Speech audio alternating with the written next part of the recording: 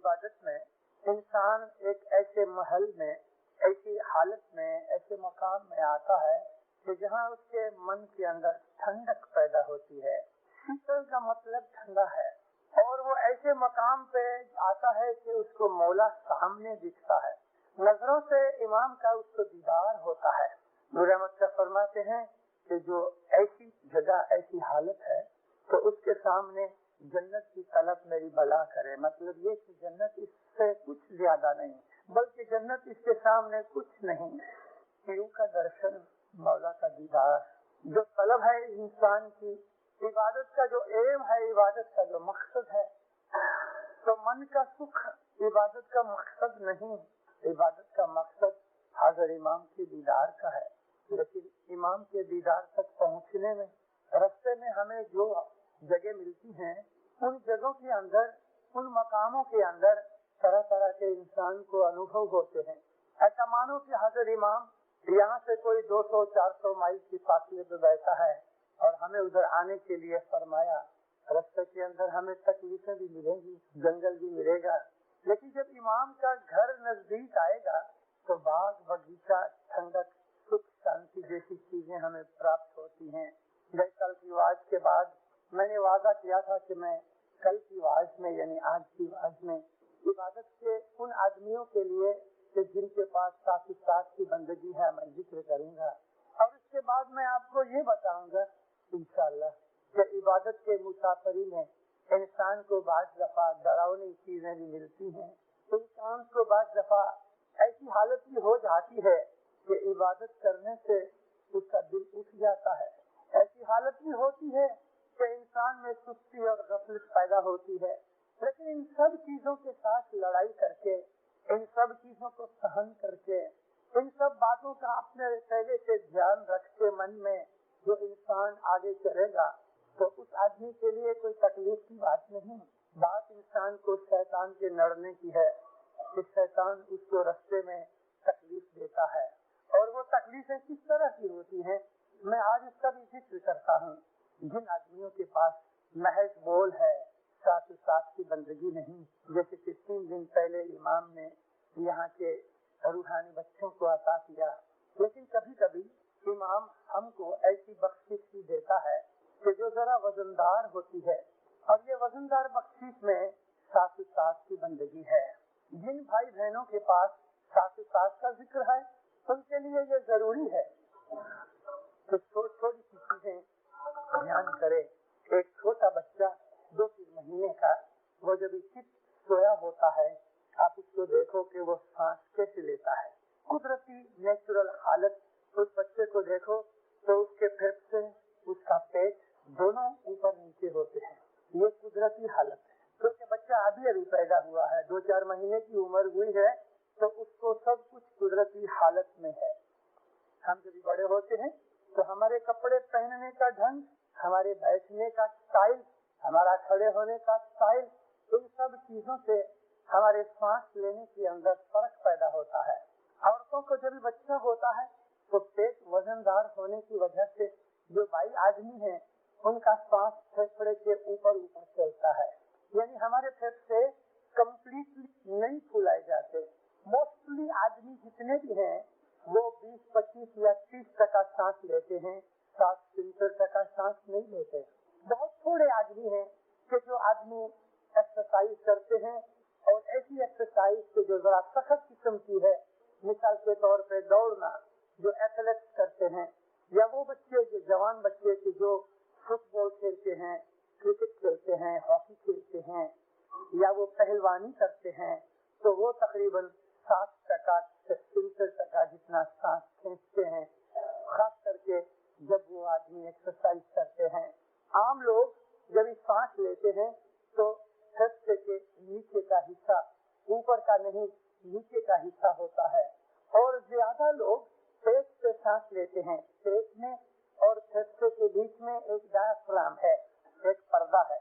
उस पर्दे के ऊपर हार्ट है और फिर आजू बाजू में फेफड़ा है। पर्दे के नीचे लिवर है और हमारे आंकड़े और खाने की कोठड़ी है। ये जो हमारी एनाटॉमी है, हमारे शरीर के अंदर जो खुदा ने बनाया है, उसकी स्टडी करना भी इबादत के लिए जरूरी है। अगर आपको सचमुच इबादत की चीजों में बहुत रस है तो ये चीजें आपको कुछ सदर्दीन माँ बाप की गिरबावली में मिलेंगी। गिरबावली बहुत मुश्किल चौपड़ी है, मगर इन सब चीजों का शरीर के अवयवियों का अंदर के हमारे अंदर जो कुछ भी खुदा ने रखा है, आंकड़े है, लीवर है, तिली है, हार्ट है, फेफड़े हैं, फिर की सदर्दीन ने इन चीजों का रूहानी मतलब बताया है। योग की बातों के अंदर हमें जाने की जरूरत नहीं। योग अभ्यास आज की दुनिया में हमारे लिए इस्माइलियों के लिए पॉसिबल नहीं। बहुत बरस हुए वो चीज हमने छोड़ दी। मिशनरी कारारूढ़ा योग की विद्या लेके और इस तरीके की इबादत में ऊपर पहुँचे थे। एक दिन मौलाना सुल्तान मोहम्मद शाह रहमतुल्लाह अलैह हसनाबाद आने वाले थे। मौला ने टेलीफोन करवाया कि मुझे कुछ काम है, मैं थोड़ा लेट आऊंगा। मौला के आने से बहुत पहले आपको मालूम है लोग चले आते हैं, कोई 2 घंटे पहले आता है, कोई 4 घंटे पहले आता है। तो मौला के आने से पहले कारारूढ़ा मिशनरी हसनाबाद के पड़थार के ऊपर बैठे हुए 25-50 आदमी उनके आजू बाजू में बैठे थे। सब्जली मिशनरी उधर आए और उनको जब पता लगा कि हजरत इमाम को आने में काफी देरी है तो जरा इधर उधर देखते देखते नजर पहुंची कि उधर पड़थार पे बहुत आदमी बैठे हैं। मिशनरी सब्जली जब भी पड़थार पे गए तो कारारूढ़ा मिशनरी को देखा, दोनों सिंह थे अपने जमाने के। वहाँ जाके बैठे तो कारारूढ़ा मिशनरी आसन लगाने का, नाभि कमर से श्वास लेने का, 10वें द्वार तक पहुँचने के रास्ते का जिक्र करते थे। मिशनरी सब्जली सुनते रहे। जब वो बयान कर चुके तो सब्जली मिशनरी ने कहा, ए दोस्त, सब्जली मिशनरी बहुत जोली थे और कारारूढ़ा गंभीर थे। मिशनरी सब्जली बात बात में हंसे और कारारूढ़ा जो थे वो हंसी को पसंद नहीं करते थे। वो तो हर वक्त आंखें नीची रख के अपनी बंदगी में मशगूल रहते थे। कारारूढ़ा का दर्जा क्या था, मैं आपको जिक्र करूं कि इमाम ने उसकी इबादत बंद करवाई थी। हमको इमाम फरमान फरमाता है कि इबादत करो। इमाम सुल्तान मोहम्मद शाह ने उसकी इबादत बंद करवाई थी। इसलिए बंद करवाई कि उसकी मौला फरमाया तेरी इबादत इतनी बढ़ गई है कि अगर तू अब ज्यादा इबादत करेगा तो जिंदगी के अंदर इंसान की इतनी शक्ति नहीं कि उसको सहन कर सके। मौला फरमाया तेरी इबादत तेरी पोते की शक्ति से ज्यादा हो गई है। जब वो गुजर गया तो इमाम फरमाया कारारूढ़ा दुनिया में रहता था लेकिन उसको चौथे आसमान की खबर थी। तो उसकी बात पूरी हुई। सब्जली कहते हैं, हे छद छद, जोली आदमी थे, दोस्त थे, तो कहते छद छद, ये चीजों तो जे माटे आई इन्हीं माटे ना। तो उसको बोलते है कि ये चीजें जो मेरे लिए हैं तो इनके लिए भी क्यों ना हो सके। यहाँ इन दोनों की आपस में डिबेट शुरू हुई। सब्जली का कहना यह था कि आज के जमाने में इमाम है, उसने बख्शिश दी है, तेरे जितनी शक्ति वाले सब नहीं है। हम लोग तो छोटे बच्चे की तरह कमजोर हैं, दादर नहीं चढ़ सकते, तो इमाम हमको उठा के ऊपर ले जाता है। छोटा बच्चा चलते चलते थक जावे तो क्या करता है, फिर माता पिता उठाते हैं उसको। ये बातें इनकी आपस में झगड़े की, झगड़ा क्या मीठी डिबेट होती थी। मैंने आपको कहा दोनों दीन के सीख है। विसल हुई, सब्जली मिशनरी आ गए इधर दरवाजे पे, कारारूढ़ा उठ के मेहमानी में बैठे। मौला आया, पहली ही मेहमानी हसनाबाद की जमात की थी, बैतुल ख्याल की। माँ बाप ने दुआ शीश फरमाई। हाजिर इमाम जरा चुप हुए तो साहब ने सब्जली को जिक्र किया कि खुदावंद आपको आने में थोड़ी देरी हुई, मैं और कारारूढ़ा हम लोग बातें करते थे इबादत की। अच्छा, माँ बाप को भी बड़ा रस आया। कारारूढ़ा क्या बात है कि खुदावंद मैं इन लोगों को इबादत के ढंग सिखाता था।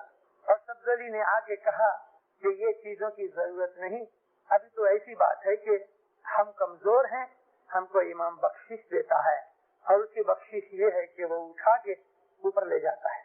कारारूढ़ा सच बात है, तेरे जैसी शक्ति वाले आदमी 1000 वर्ष में कोई एक होता है, तेरे जैसी शक्ति नहीं है किसी की। हम आज हमने बिजली की लिफ्ट बनाई है, आज हमारी बख्शिश जो है वो लिफ्ट जैसी है कि तुम लिफ्ट में बैठो, चांस दबाओ तो तुम 7वें आसमान पे जाओगे। तुम्हारा रास्ता है वो दादर चढ़ने का रास्ता है, उसमें ताकत वाला आदमी चाहिए।